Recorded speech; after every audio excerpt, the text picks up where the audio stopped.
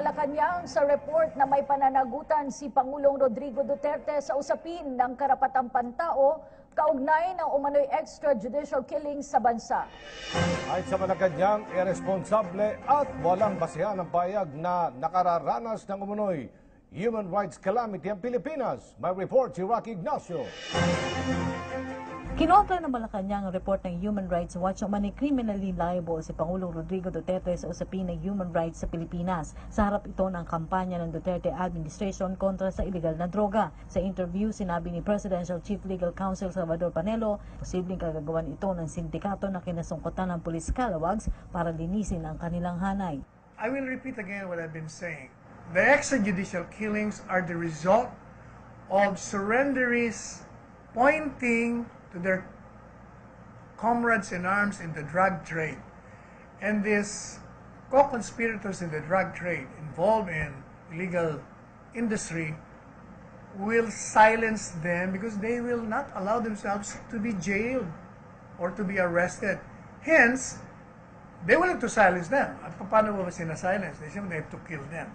And yun naman mga sumuko, hindi naman sila papayag na papatayin man sila ng ganun-ganon. So they will fight back. That's why there's so many extrajudicial killings. Paliwanag pa ni Panelo, nagsagawa na rin ng investigasyon ng human rights at maging ang dating chairman nito na si Senator Laila de Lima sa umano'y extrajudicial killing, subalit wala namang isinampang kaso sa korte laban sa dating Davao City Mayor na si Pangulong Duterte. You know, the accusations against the president have been there since he was mayor.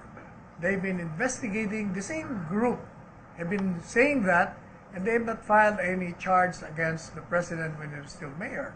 De Lima, when she was chairperson of the Commission on Human Rights, ganun din ang ginawa niya, katakot-takot na investigasyon. Hindi pa siya nag-iimbestiga. Sinabi niya na, the president is behind the killing. And yet, hanggang ngayon, wala naman silang pinahal na kaso. So, sa aking tingin, puro fabrication, paninira lang sa presidente natin. Itinuring naman ng Malacanang ay irresponsable at walang basihan ang pahayag ng Human Rights Watch na nakararanas ngayon ang Pilipinas ng umano'y human rights calamity.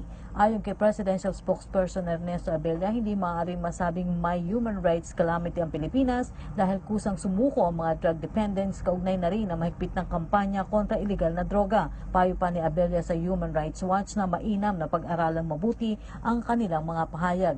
Nanindigan rin ang palasyo na may programa rin ang pamahalaan na matulungan ang mga drug addict na nais nang magbago. Kabilang na dito ang pagpapatayo ng rehabilitation centers. Una-una kasi, when you assume na it's a war against humanity, parang ini-ignore niya the fact na it is basically the administration protecting the innocent. You know, nakafocus kasi minsan dun sa hindi tinitignan na ang pinoprotektahan, may ang dami na nga na protektahan, more than 1 million na from the ravages of the menace, of the drug menace. So, kumbaga, to say otherwise, I just like to quote just one line. To say otherwise is to undermine society's legitimate desire to be free from fear and to pander to the interests of criminals. So basically, hindi ba katulad yan? Go anecdotally, pumunta ka, and I've heard this many times from barbers, from people who work in BPOs. They say they feel safer, nakaka-uwi sila kahit anong oras. So I think there should be some form of balance when they're talking about these matters, and these special interest groups, I believe, should be careful in vetting what they write down. Para sa PTV News, Rocky Ignacio.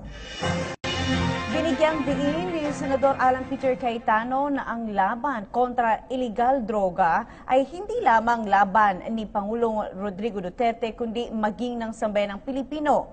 Ayon kay Cayetano, ito'y dahil ang tunay na ipinaglalaban sa kampanyang ito ay ang pagkakaroon ng isang mapayapang komunidad at mabigyan ng proteksyon ang bawat pamilyang Pilipino. Muli namang nanawagan si Cayetano sa publiko na patuloy na suportahan ang kampanya ng pamahalaan kontra iligal na droga. Hinimok rin ng senador ang lahat ng local government units, mga ahensya at iba't ibang sektor na magpatupad ng mga programa para na rin sa kaligtasan at rehabilitasyon ng mga pamilyang apektado ng iligal na droga sa kanilang komunidad.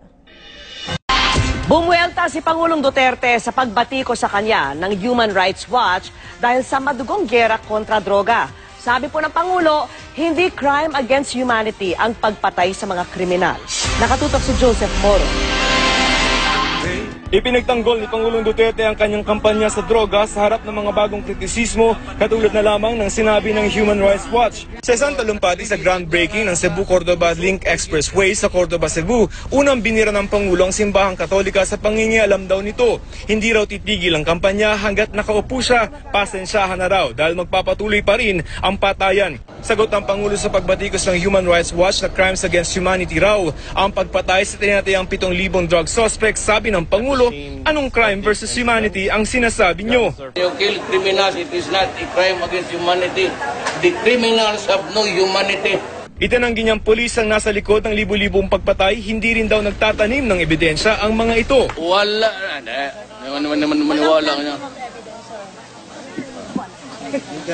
Bakit ito kailang karami diyang hulihin na meron? Bakit ka doon mag-plant ng evidence? Tungkol naman sa naging pulong ni Duterte kay dating Senador Juan Ponce Enrile, ayon sa Pangulo, marami daw silang napag-usapan tulad na lamang ng banta ng ISIS. Tinanong natin ang Pangulo kung napag-usapan ng pork barrel scam, kung saan may kaso si Enrile at kung nanghingi ba ito ng tulong. Lalabas talaga yan kasi ano yan, hindi mo mapigilan yan. Kuwa will always hunter for that and I've did file cases. Ba't ka naido? Kasi na gusto kong cover-cover dyan. Pero ang mabigat na tulumpati at mensahe ng Pangulo na balanse naman na mapag-usapan ang bagong apo nito kay Davao City Mayor Sara Duterte. Natatawarin nga daw ang Pangulo sa pangalan ng apo niyang Stonefish. Pero excited na raw siyang makauwi sa Davao at pagkatapos dito sa Cebu ay didiretso na siya sa ospital. Mula rito sa Cebu, Joseph Morong, Nakatutok 24 Oras. Crime against humanity. Ganito inilarawan ng International Human Rights Group na Human Rights Watch ang mga pagpatay sa gitna ng kampanya kontra droga sa Pilipinas.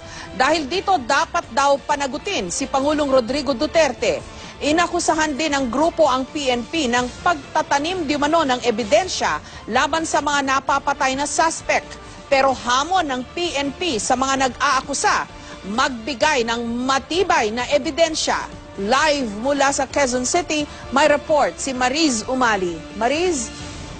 Jessica, maglabas nga ng matibay na ebidensya. Yan ang reaksyon ng pambansang pulisya sa report na inalabas ng Human Rights Watch kaugnay sa kanilang kampanya kontra droga.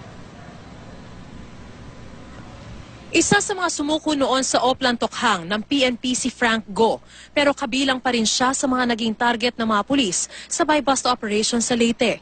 Napatay si Go na nanlaban daw sa mga otoridad. Isa lang si Go sa mahigit 2,500 drug suspects na napatay sa drug operations ng PNP mula Hulyo noong nakaraang taon. At hindi lang miminsang sinabi ng mga pulis na napas lang nila mga target ng operasyon dahil sa umano'y panlalaban ng mga ito. Sa pinakabagong report ng Human Rights Watch, tinawag nilang crime against humanity ang pagkamatay ng libo-libong Pilipino sa kampanya kontra droga ng kasalukuyang administrasyon. Sakop ng report ang mga insidenteng kinasangkutan umano ng mga pulis. Mula October 2016 hanggang Enero ng taong ito, ilan dito tinawag nilang extrajudicial killings. Sinasabi sa report na itinatanim umano ng mga pulis sa mga ebidensya para pagmukhaing nanlaban ang mga napatay. Pagkaano ho namin, nung dinagsana siya ng mga tao, tapos may mga media na, bigla ako nagkabaril. It is a fiction created by the police that all of these people have fought back.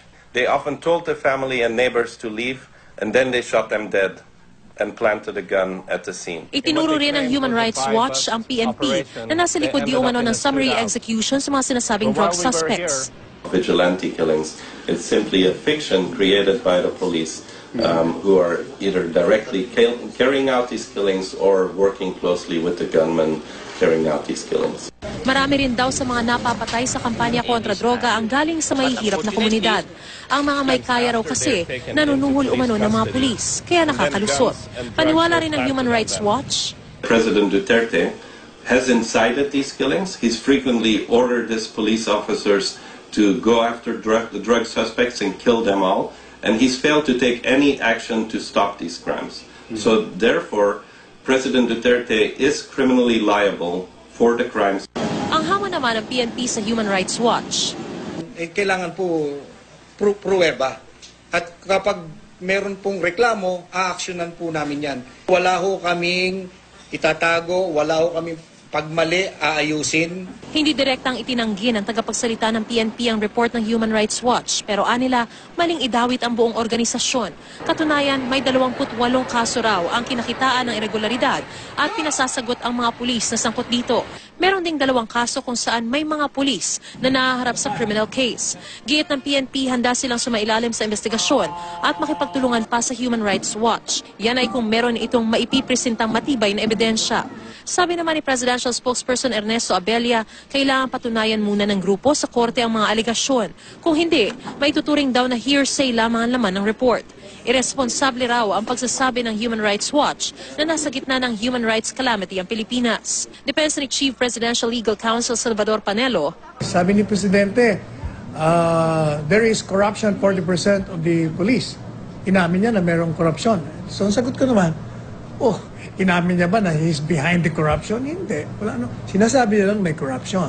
And then sabi niya, ba't inamin niya rin na may killing ng mga police? Hindi naman niya sinabing he's behind the killing also. Hindi rin daw totoong walang ginagawa ang administrasyon para pigilan ang pagdami ng mga napapaslang sa kampanya kontra droga.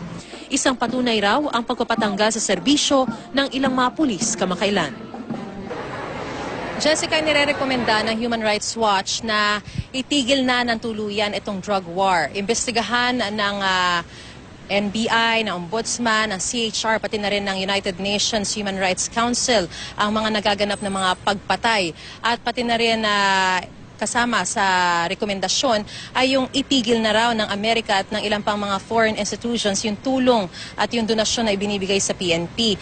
Handa naman daw humarap sa investigasyon ang pambansang pulisya at bukal din daw nilang tatanggapin kung sakaling irerekomenda sa mga foreign donors na itigil na ang ibinibigay na tulong sa kanila. Jessica. Okay, so overall, Maris, would you say yung PNP is receptive dito sa report na ito? Bagamat ang mga spokesperson at mga tagapagsalita ng Pangulo, ng mga opisyal sa Malacanang, medyo madiin yung kanilang pagkondena. Ang PNP mas receptive dito sa report ng Human Rights Group. Yes, Jessica, as a matter of fact, makikita mo yung difference no na kung very adamant yung pagsagot ng mga spokesperson ng Malacanang dito sa report na ito. Kumbaga, kabaliktaran yung naging reception ng Philippine National Police.